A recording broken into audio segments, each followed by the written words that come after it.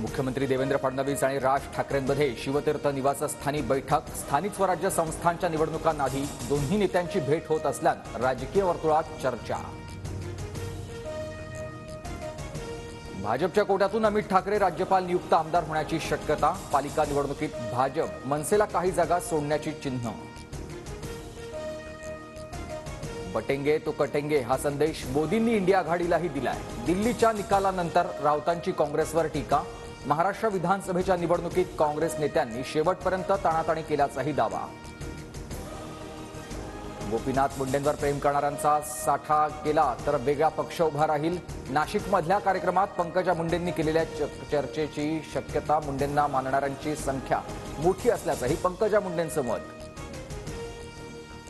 अजित पवारांना पत्नी आणि मुलाला निवडून आणता आलं नाही. अजित पवारांच्या राज ठाकरेंवरील टीकेला प्रवीण दरेकरांचं उत्तर.